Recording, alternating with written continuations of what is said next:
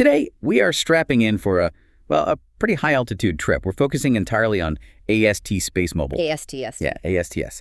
And we're digging into a report that hit our desk, which is making a very, very loud claim. It's saying the recent dip in the stock price isn't a reason to panic, but maybe an invitation. That's exactly it. And this isn't just your standard market commentary. We're unpacking a really specific, highly bullish thesis. The whole frame is that the current moment is the calm before the storm. I love that title. It's dramatic. Boy. But our mission today is to pull out the exact details, the reasoning the report uses to justify that claim. How do they turn what looks like a failure into, well, a huge opportunity? And we have to start with the context for this calm. I mean, the stock has been on a phenomenal tear. Oh, absolutely. It's run up nearly 250% over the last year. But this analysis, it zeroes in on one specific event, a 2.75% drop on the last trading day of the year. That brought the close right down to 72.63. And for anyone just watching the ticker, that could look really bad. It could look like the air rushing out of the balloon, yeah. It could. That is, if you don't have the longer perspective. I mean, when a stock sees that kind of parabolic run, 250%, a little pullback is often seen less as a breakdown and more as a necessary rebalancing. So the core question this report is really forcing us to ask is 72.63 a warning sign? Or is it, like the report says, a golden ticket entry point before the real growth phase kicks in? Okay, let's unpack that. Let's start with the calm, the price action itself. Why on earth would this analysis see a sharp drop after massive gains as a sign of technical health and not weakness? It all comes down to a concept called consolidation. Okay. You see, analysts, they'll argue that these huge parabolic moves are just not stable. You can't keep that trajectory going forever. For the foundation to stay solid, the stock kind of needs to pause. It lets early investors take some profit, and it lets new institutional money settle in without chasing the price sky high. So the report sees this as the stock just taking a breath. Taking a breath, stabilizing after a sprint. They even use the analogy of a spring. This move down is actually the energy coiling up before the next big move up. That's a great analogy, but analogies are cheap. Does the report give us any hard evidence that this is a real support hold, that it's healthy and not the start of a crash? They do. They look at the immediate price response. They highlight that when the stock hit those low $70 numbers, the selling pressure it vanished. So no panic sellers. The opposite. Instead of a flood of selling, you saw buyers step in aggressively. That's what traders call a strong support hold. The market tested the floor, and the floor held. Which suggests there's real buying interest right at that price. A lot of it. And the analysis even points to the after-hours activity. Right. They noted that even after the closing bell, the price was already being nudged back up to 73.21. Which just confirms that dip buyers were active. They were waiting for that moment of weakness. Precisely. That kind of immediate resilient buying is it's key evidence for the whole bullish story. This is where it gets fascinating, though, the psychological part. The report frames this not just as healthy, but as something almost necessary. They call it a shakeout. The shakeout is so critical to this narrative. The analysis suggests that volatility actually serves a purpose. Which is? To shake out the weak hands. These are your, high-volume retail traders who maybe jumped in late. They see a 2 or 3% drop after huge gains, and they panic. And their panic selling creates liquidity. It creates stock for sale. And the larger institutional players, the ones with a long-term view of the technology, they use that liquidity to quietly build up their positions. So from that perspective, the drop to $72 is actually a benefit for the big money. It's an institutional benefit, exactly. It's sophisticated money accumulating stock at a discount because they can absorb that short-term hit. Their timeline isn't days, it's years. That completely changes the interpretation. Instead of, oh no, the run is over, it's the volatility just created a buying opportunity. That's the whole idea. If you believe in the long-term story, this short-term noise is just a way to lower your average cost. A very powerful distinction. Okay, so if the weak hands are out and the big money is accumulating, let's pivot. Let's move from today's market psychology to the fundamental forces on the horizon. The drivers. The drivers. The analysis calls this the storm. We're talking about a core shift for ASTS, right? From a concept stock to a cash flow machine in 2026. That transition is absolutely everything. I mean, up until now, the valuation has all been based on potential, on successful tests. On the promise. On the promise, exactly. The storm is the moment that promise becomes real. It's the moment the company proves it can actually generate revenue at scale. So let's get into the three major catalysts for 2026. First up, commercial revenue. This is the Bluebird satellites actually going live. What makes this so critical? It validates the entire thesis. Remember, they aren't just launching normal satellites. They're deploying these massive proprietary antenna systems. For direct-to-cell connectivity. Direct-to-standard cell. That means your phone in your pocket, not some special expensive device, can connect to their network in space. Once they cross that hurdle commercially, it fundamentally changes the economics of satellite comms. No special equipment needed. That is the key. And the analysis links specific revenue numbers to this. They're incredibly specific because this marks the start of real operations. Analysts in the report are projecting revenue to jump from basically zero to between $50 and $75 million in 2026 alone. Wow. Hitting that target is the tangible proof.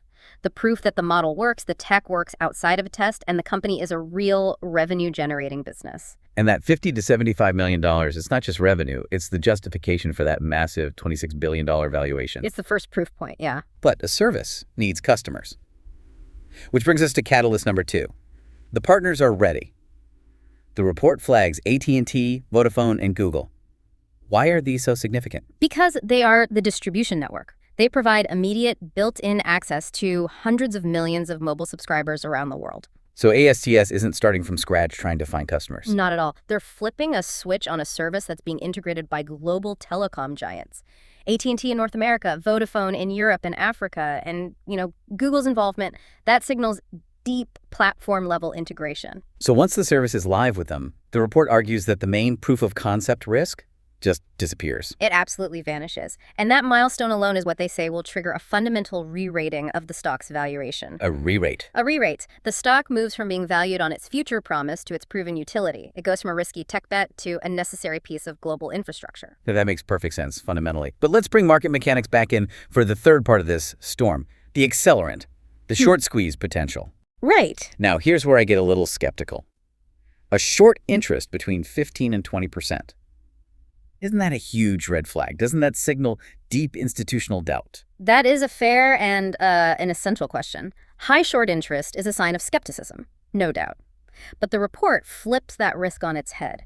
It reframes it as latent energy. Latent energy. How? The mechanism is simple. If the company delivers on its catalysts, like a confirmed launch schedule, or hitting those early revenue numbers, all that doubt suddenly turns into forced buying. Because the short sellers who bet against the stock have to buy it back to cover their positions and limit their losses. Exactly. This forced covering creates this massive artificial buying pressure. Yeah. And it's totally independent of new long-term investors. So you combine that with regular investors getting FOMO. Fear of missing out, yeah.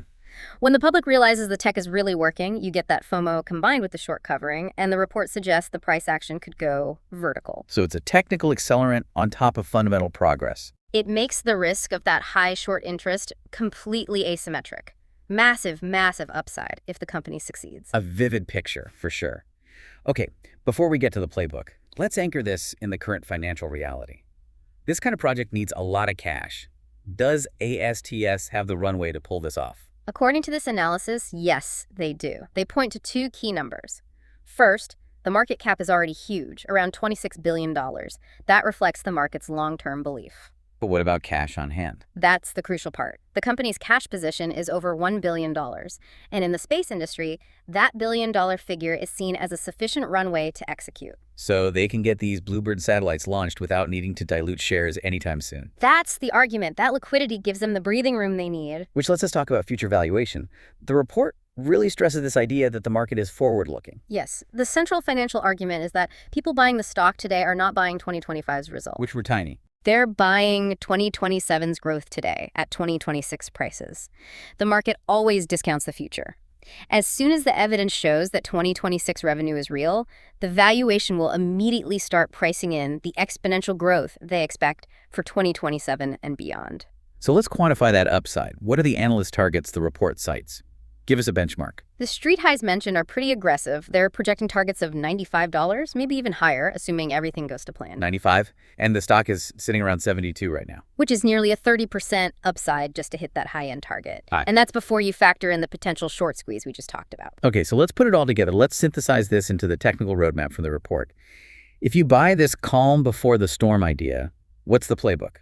The report lays out 2 critical technical levels you have to watch. First, the safety net, the critical support level. The floor, exactly. It's set firmly at $70. That is the line in the sand. If the stock breaks below 70 and stays there, the whole bullish consolidation idea is, well, it's invalidated. The story changes. So holding 70 is key. What's the signal that the calm is over and the next leg up is starting? That signal is the breakout level. That's at $76.50. $36.50. That's the threshold. Breaking and holding above that level is the sign that institutional accumulation is done and the momentum is restarting. Once 76.50 breaks, the report says to expect a quick retest of 80 and then a clear path towards those $95 targets. And given their conviction, what's the actual strategic advice in the report? It's very prescriptive. It says to dollar cost average DCA into this dip around the current $72 price.